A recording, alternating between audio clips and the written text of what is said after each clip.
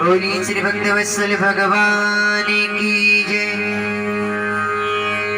जय जय श्री राधे, जय जय श्री राधे। बोलिए श्री वृंदावन बिहारी लाल की जय। बोलिए श्री मोर मुकुट बंसी वाले की जय। जय जय श्री राधे, जय जय श्री राधे। भागवत प्रेमियों, आज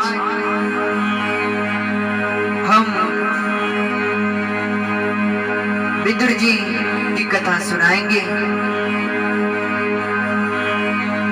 कि श्री कृष्ण और विदुर जी में कितना प्रेम था। एक भक्त भगवान में कितना प्रेम है, आज हम आपको सुनाएंगे। यदा तो राजा सहस्तान साधन पुष्पन्न धर्म विनष्ट दृष्टि।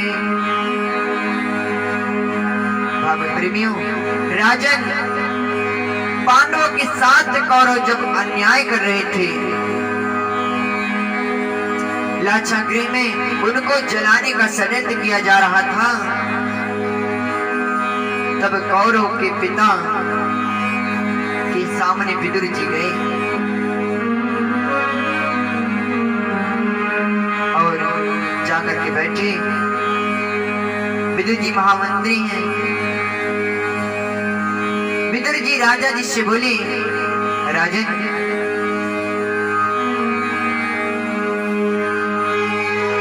मैं एक मंत्री होने के नाते नहीं, एक नागरिक होने के नाते, एक नागरिक होने के नाते आपसे ये कहने आया हूँ, ये निवेदन करता हूँ कि राजन अन्याय की बेल पर कभी अमृत का फल नहीं लगता, अन्याय की बेल कभी हरी भरी नहीं हो सकती।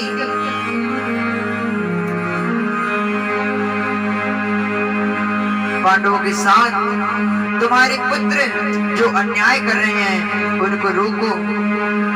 पांडव कमजोर नहीं है, पांडव कमजोर नहीं है, वो केवल आपका आदर करते हैं, इसलिए कुछ नहीं कहते। और शास्त्र कहता है अगर एक नगर को नष्ट करने से पूरा देश सुरक्षित रहता है तो उस नगर को नष्ट कर देना चाहिए। अगर एक गांव को नष्ट करने से यदि पूरा प्रांत सुरक्षित रहता है तो उस गांव को नष्ट कर देना चाहिए। और यदि एक व्यक्ति को त्यागने से पूरे परिवार में पूरा परिवार बचता है तो उस व्यक्ति का त्याग कर देना चाहिए, ये शास्त्र में लिखा है। और विदुर जी कहते हैं कि राजन दुर्योधन आपके घर में कलंक पैदा हुआ है, आपके परिवार को विनाश के कागार पर ले जाएगा। आपके साले जी शकुनी ने आपकी बुद्धि को तो पहले विकृत बना दिया, बाहर की आंखें तो आपकी है नहीं, जन्मे सी है अंधे। राजन अंदर की आंखों को शकुनी ने बर्बाद कर दिया। तो दुर्योधन की बात मत मानो, पांडवों को लाक्षागृह में जल्दी से बचाओ, उनके साथ हो रहे अन्याय को रोको। ये सब बातें जब विदुर जी धृतराष्ट्र को कह रहे थे तभी अखिल में दुर्योधन का प्रवेश हुआ। प्रवेश किया दुर्योधन ने और कहा, क्यों दासी पुत्र, मेरी ही कृपा से तुम्हें मंत्री पद मिला और मेरे ही विरुद्ध मेरे पिता को भड़काते हो।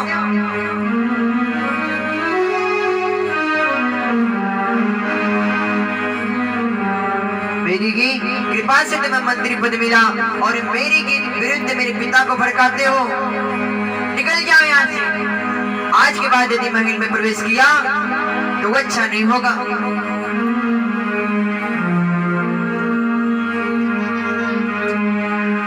अपने मंत्री पद को विदुर जी ने त्याग दिया और दुर्योधन से कहने लगे, दुर्योधन, आज जो तुम्हें इतना घमंड है, एक दिन जरूर टूटेगा तुम्हारा। और उस मंत्री पद को त्याग कर परमात्मा के चरणों में जिनकी अनन्य श्रद्धा है, जिनकी परमात्मा के चरणों में, श्री कृष्ण के चरणों में अनन्य श्रद्धा है, अपनी पत्नी को लेकर के विदुर जी वन में चले गए। कदली के वन में एक सुंदर पर्णकुटी बनाई और पत्नी के साथ उस पर्णकुटी में निवास करने लगे। ओम नमो भगवते वासुदेवाय, इसी मंत्र का जाप करते थे। लेकिन आज विदुर जी मुस्कुराते हुए अपनी पत्नी के पास आए और बोले, अजी सुनती हो, आज हस्तिनापुर कैसा सज रहा है?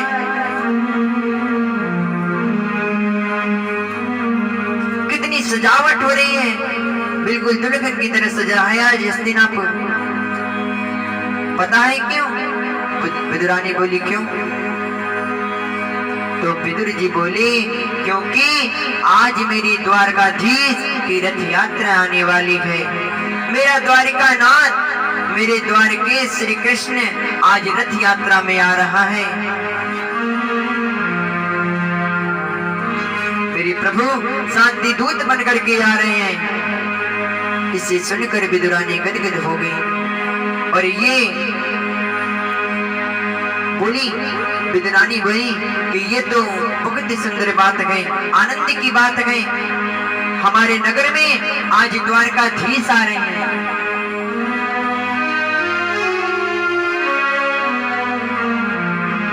लेकिन आजकल आपका मंत्री पद तो है नहीं। इस भीड़ में आप श्री कृष्ण के दर्शन कैसे करेंगे? इस भीड़ में आप श्री कृष्ण का दर्शन कैसे करेंगे?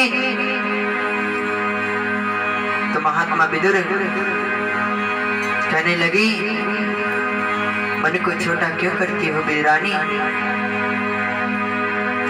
मन को छोटा क्यों करती हो? कृष्ण को हम नहीं देख पाएंगे तो क्या हुआ? कृष्ण को हम नहीं देख पाएंगे तो क्या हुआ? वो तो हमें देख ही लेंगे और एक नजर भी उनकी हमारे ऊपर पड़ गई तो हम समझेंगे कि हमारा जीवन धन्य हो गया। हम समझेंगे कि हमारा जीवन धन्य हो गया। दुर्योधन ने श्री कृष्ण के आगमन में खुशी में कपटपूर्ण मैत्री का परिचय देते हुए बड़ी सजावट करवाई, जगह जगह पर तोरण द्वार सजवाए और महलों की अटारियों पर नर नारियों को खड़ा कर दिया फूलों की वृष्टि करने के लिए।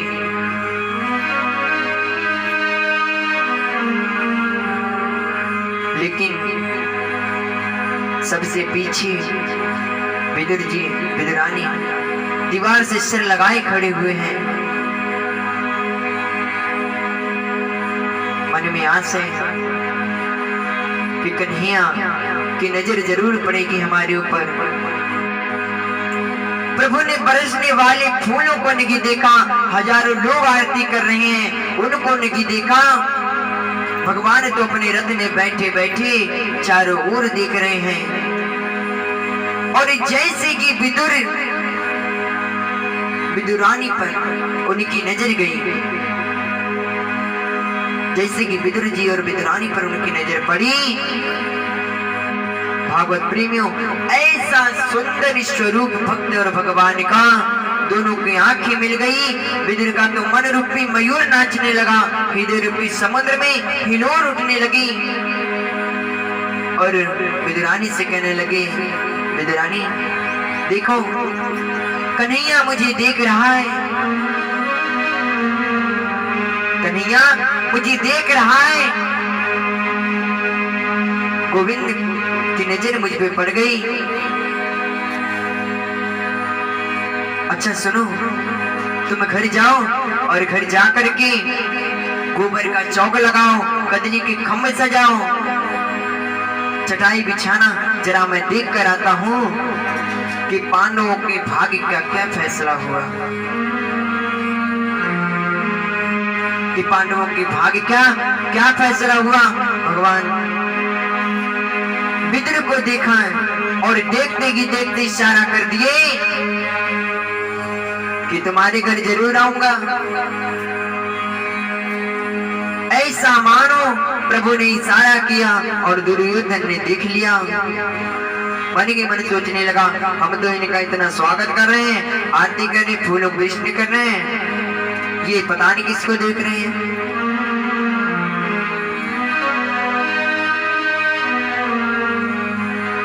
भागवत प्रेमियों, एक बहुत बड़ा मंच बना है, मंच पर सैकड़ों सिंहासन हैं। उन्हीं सिंहासनों में एक मणिमय सिंहासन बना हुआ है। सैकड़ों सुवर्ण के सिंहासन हैं, परंतु उसी सैकड़ों सुवर्ण के सिंहासनों के बीच एक मणिमय सिंहासन है और उस सिंहासन पर मेरी द्वारकाधीश विराजित हो गए। और विदुर जी का अपमान हो चुका है, इसलिए विदुर जी को ऊपर सभा में आने की अनुमति नहीं है।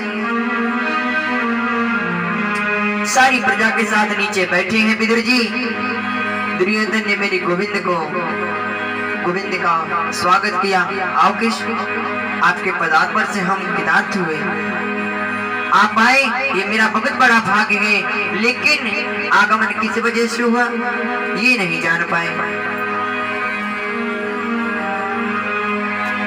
आगमन किस वजह से हुआ ये नहीं जान पाए। तो कन्हैया कहने लगे, दुर्योधन मैंने तुम्हें दुर्योधन नहीं कहा, तुम तो सुयोधन हो। क्यों? क्योंकि एक बात बताओ, पांडव तुम्हारे भाई हैं? दुर्योधन बोला हाँ है। तुम्हारे खास काका के बेटे हैं? बोला हाँ, खास काका के बेटे हैं।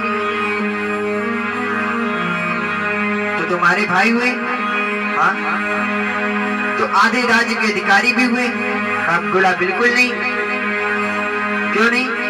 यदि नैतिक पद्धति से तुम देखो तो दुर्योधन पांडवों को आधा राज्य मिलना चाहिए, लेकिन मैं तुम्हें पांडवों को आधा राज्य देने के लिए नहीं कह रहा हूँ। केवल 5 गांव, केवल 5 गांव तुम पांडवों को दे दो, मैं उनको उतने में ही प्रसन्न करने का प्रयास करूंगा। यही तुमसे मेरा निवेदन है। दुर्योधन तुरंत तड़प पर खड़ा हो गया। भीष्म पितामह, द्रोणाचार्य, कृपाचार्य, धृतराष्ट्र सब बैठे हैं। बोला, बिना युद्धीन के गए सेवा। क्या बोलते हो कन्हैया? सुई की नोक के बराबर भूमि में मैं बिना युद्ध के इनको नहीं दूंगा। कन्हैया बोले, अभी तुमने युद्ध की विभीषिका देखी कहाँ है? युद्ध तुमने नानी से कहानियों में सुना होगा, किताबों में पढ़ा होगा। हजारों स्त्रियां विधवा हो जाती हैं, लाखों बच्चे अनाथ हो जाते हैं। दुर्योधन एक शांति दूत के साथ कैसा व्यवहार करना चाहिए तुमको इतना भी नहीं पता, तुमको इतना भी नहीं ज्ञान।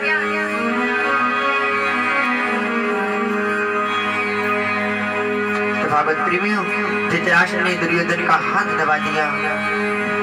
पागल बोला, पागल बोलना नहीं आता। दुर्योधन ने तुरंत हाथ जोड़ करके क्षमा कहा, कन्हैया से मांगी, क्षमा करना कन्हैया, बचपन से उदंड रहा हूँ, पता ही नहीं चलता कब क्या बोल जाता हूँ, बाद में पश्चाताप होता है, पछतावा करता हूँ। खैर जाने दो, ये सब राजनीति राजपाट की बातें बाद में होती रहेंगी। मेरी माता ने आपके लिए अपने हाथों से 56 प्रकार के व्यंजन बनाए हैं। 56 प्रकार के व्यंजन बनाए हैं। आप आकर के जलपान कीजिए। तो भागवत प्रेमियों, गोविंद ने कहा मुस्कुरा करके, देखो दुर्योधन, भोजन तो केवल 2 ही परिस्थितियों में किया जाता है, या तो भोजन कराने वाले के मन में श्रद्धा हो, या भोजन करने वाला भूख से पीड़ित हो। और तुम्हारे मन में श्रद्धा तो है नहीं और मेरे पेट में भूख है नहीं, तो भोजन करने का सवाल तो उठता ही नहीं। और आज तो मैं भोजन कर ही नहीं सकता, क्योंकि आज मेरा विदुर जी के यहाँ निमंत्रण है। आज मेरा विदुर जी के यहाँ निमंत्रण गए। उसी सभा में बैठे थे विदुर जी, सोचा मैंने कब निमंत्रण दे दिया, मैंने कब निमंत्रण दे दिया। ये तो सीधे दुर्योधन के राज्य में पहुंचे हैं, रास्ते में तो कहीं मिले भी नहीं। इशारे में कन्हैया से पूछा, ये क्या कह रहे हो? कन्हैया ने कहा, आप चुप बैठिए, आप जो कह रहे हैं ना ठीक कह रहे हैं। बेचारे विदुर जी तो सभा छोड़कर भाग गए। सोचा क्या पता कन्हैया का क्या भरोसा, घर पे आई जाए तो कुछ व्यवस्था तो होनी चाहिए। मेरे खाने का तो ठिकाना नहीं, कन्हैया को क्या खिलाऊंगा। बेचारे विदुर जी गोप लोगों की बजरिया में गए, कहीं से माखन खरीदे, कहीं से मिश्री खरीदे, कहीं से खोए के लड्डू बनवाए। गोविंद आ जाए तो कुछ व्यवस्था होनी चाहिए, यही मन में विचार किए, क्या खिलाऊंगा। और दुर्योधन ने हंस करके कहा कि कन्हैया, उस विदुर किया, अरे उसके खाने का तो पता नहीं, तुमको क्या खिलाएगा। कन्हैया बोली, इसकी मुझे परवाह नहीं कि वो मुझे क्या खिलाएगा। अरे बुलाया है तो कुछ व्यवस्था तो किया ही होगा।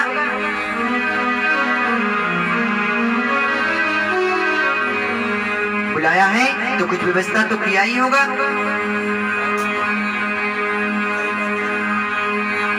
तो भागवत प्रेमियों, दुर्योधन ने कहा तो कन्हैया ने साफ साफ बोल दिया कि हम भोजन नहीं करेंगे।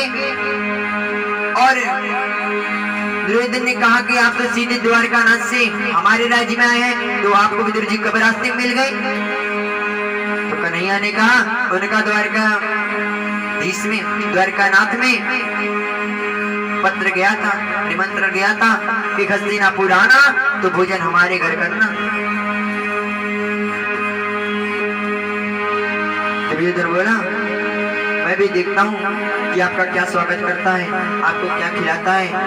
भगवान बोली, इसकी मुझे परवाह नहीं, और मेरी गोपाल चल रही है। और एक बात ध्यान देना, जैसे लोग मंदिर में जूते चप्पल उतार कर जाते हैं, तो भगवान जब भक्त के घर जाते हैं तो चरण पादुका उतार करके जाते हैं, नंगे पांव जाते हैं। और आज भगवान श्री कृष्ण विदुर के घर चले तो अपने चरण पादुका उतार करके गए, क्योंकि भगवान की दृष्टि में भक्त का घर मंदिर के समान होता है। मेरे प्रभु नंगे की पैर चल दिए विदुर जी के घर। बेचारे विदुर जी तो बाजार में हैं, गोप लोगों की बजरिया में सामान खरीदने कन्हैया के लिए। विदुरानी स्नान कर रही हैं। प्रभु द्वार पर पहुंचे, जाकर बोले साकर खटखटाए, कोई है दरवाजा खोलो। विदुरानी ने सुना वह स्नान कर रही है, स्नान में तन्मय थी और जैसे कि सुना कि ये तो मेरे कन्हैया की आवाज है, वह स्नान करने की दौड़ पड़ी। वस्त्र बदलना भी भूल गई, वस्त्र बदलना भी भूल गई, गीले वस्त्रों में ही द्वार पर पहुंच गई द्वार खोलने के लिए। मन में यही है कि ये तो मेरी कन्हैया की आवाज है, कन्हैया आया है। फिर जा करके द्वार खोला, बोले आओ कन्हैया, कन्हैया पधारो लाला। मेरी द्वारकाधीश आ गई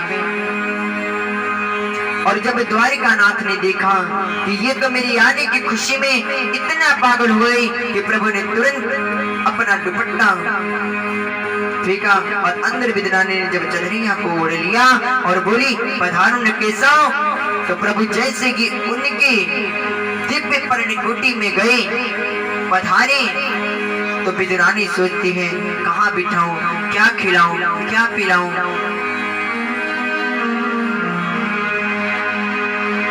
लकड़ी का पाटा लेकर के पूरे आंगन में घूमते रहे। लाला आप यहाँ विराजिए, और जैसे कि विराजने के लिए बैठे, नहीं नहीं यहाँ नहीं, दूसरी जगह जाकर पाटा बिछा दिया कि आप यहाँ विराजिए। और जब वहां बैठने के लिए उत्सुक हुए तो वहां पर भी विदुरानी बोली नहीं नहीं नहीं, ये जगह सही नहीं है। ऐसे कि पूरे आंगन में घुमाते रही और आखिरकार अंत में पाटा एक जगह उल्टा बिछा दिया और कन्हैया ने देखा भी नहीं और उल्टे पाटा पर ही बैठ गए और पीठ पर हाथ फिराते हुए बोले काकी बड़ी जोर की भूख लगी है, कुछ खाने को तो लाओ।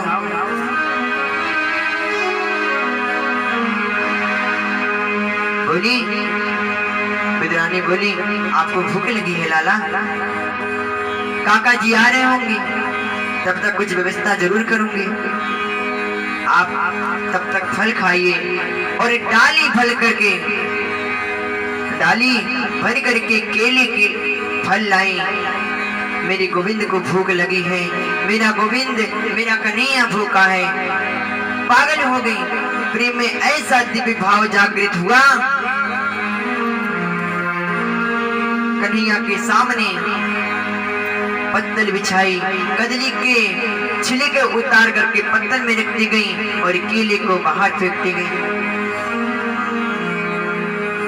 ऐसा दिव्य भाव प्रेम में जागृत हुआ कि केले के छिलके पत्तल में रख रही हैं और केले उसे बाहर फेंक रही हैं और कन्हैया ने भी नहीं देखा, केले के छिलके ही खाए जा रहे हैं। भगवान बड़े प्रेम से पा रहे हैं। एक छिलका खाया, दो छिलका खाया, 10 छिलके खाए।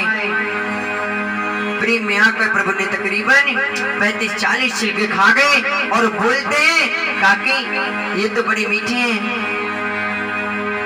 उन्हें पता ही नहीं कि वो छिलके खा रहे कि केले खा रहे हैं। विदुरानी बड़ी खुश हुई, बोली लाला आपको मीठे लगे फल तो जरूर मीठा होगा, वैसे मैं अपने हाथ से रोज जल देती हूँ इनमें, इन वृक्षों में। तो भागवत प्रेमियों गोविंद को फल मीठा लगा, ये सुनकर विदुरानी बहुत ही प्रसन्न हुई, बहुत ही आनंद मिला। इतने में विदुर जी आ गए। अब विदुर जी के हाथ में कमंडल में दूध गए, खोए के लड्डू, माखन, मिश्री सब लेकर के आए हैं, कई प्रकार के भोजन। द्वार पर आकर बोले अजी सुनती हो? विदुरानी दौड़ी दौड़ी गई, द्वार खोल करके बोली, काहे हल्ला कर रहे हो? विदुर जी बोले, क्या बताऊं देवी तुम्हें, आज कौरवों की सभा में मेरे गोविंद ने मेरा कितना आदर किया, कितना सम्मान किया। सबके सामने कह दिया कि आज मेरा विदुर के घर मेरा निमंत्रण है। दुर्योधन, दुशासन, कर्ण, समस्त लोगों के सामने मेरे गोविंद ने कहा कि आज मेरे विदुर काका के घर मेरा निमंत्रण है। मैं तो इतना संकोच में पड़ गया कि देवी सभा छोड़कर भागा। ये देखो माखन, मिश्री, दूध, खोए के लड्डू सब लेकर आया हूँ। गोबर का चौक लगाओ, चटाई बिछाओ, पत्थर लगाओ। मैं द्वार पर खड़ा हूँ लाला का स्वागत करने के लिए। पता नहीं कब आते होंगे।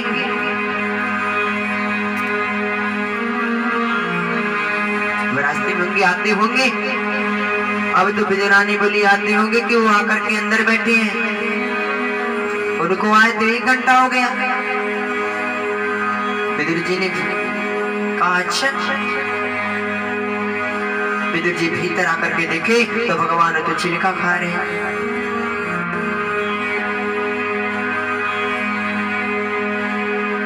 जब विदुरानी से पूछी, ये क्या? आज पहली बार इस गरीब की कुटिया में द्वारकाधीश पधारे, पहली बार मेरे गोविंद का कुटिया में आगमन हुआ और तुमने इन्हें छिलका खिला दिया। अब विदुरानी बोली, विदुरानी का भी अभी को ध्यान भंग हुआ। पहले तो प्रेम में मगन थी, पता ही नहीं, और जब ध्यान टूटा तो कहने लगी, कन्हैया मैं तुम्हें छिलका खिला रही और तुमने कहा भी नहीं। और वास्तव में कन्हैया काफी अभी को ध्यान टूटा, उस प्रेम में, उस भक्ति रूपी भाव में अभी को भंग हुआ। तो पता चला कि हम छिलका खा रहे थे। तो कन्हैया ने कहा, काकी हम इतनी देर से छिलका खा रहे थे, हमें मालूम ही नहीं। बस इतना मालूम है कि हमारी काकी ने जो प्यार से दिया हम वो पा रहे हैं। हमारी काकी ने जो हमें प्यार से दिया हम वो खा रहे हैं। इतने में विदुर जी बोले, लाला क्षमा करना कन्हैया, हम लोग इतने ना समझ गए। आपका कुटिया में पहली बार पदार्पण हुआ और हमने आपको छिलके खिला दिए। थोड़ा सा लड्डू खाओ, थोड़ा सा ये दूध पियो, खोए के लड्डू खाओ। कन्हैया को मुंह में लड्डू खिलाया। अब कन्हैया विदुर जी का हाथ पकड़ करके बोले, बुरा नहीं माने तो एक बात कहूँगा। विदुर जी बोले, कहो कहो कन्हैया। भगवान बोले, काका जो स्वाद उस छिलके में था वो स्वाद किस लड्डू में नहीं है। जो स्वाद उस छिलके में था वो स्वाद इस लड्डू में नहीं है। भाव का भूखा हूँ मैं, भाव ये के सार है, जो भाव से बजता है मुझे भाव से बेड़ा पार है। जो स्वाद इस छिलके में था वो इस लड्डू में नहीं है। पर आज कन्हैया विदुर जी के घर छिलका खा करके अपने काका से मिलकर के द्वारका के लिए निवास कर गए, प्रस्थान किए। भागवत प्रेमियों, आज की कथा यही विश्राम होती है कि हमने बताया आपको कि किस प्रकार एक भगवान और भक्त में प्रेम था, कितना भाव विदुर जी और श्री कृष्ण में, ये हमने आपको संपूर्ण रूप से सुनाया। बोलिए श्री भक्त वत्सल भगवान की जय। जय जय राधे, जय जय श्री राधे। बोलिए श्री वृंदावन बिहारी लाल की जय, बोलिए श्री मोरी मुकुट बंसी वाले की जय, जय जय श्री राधे, जय जय श्री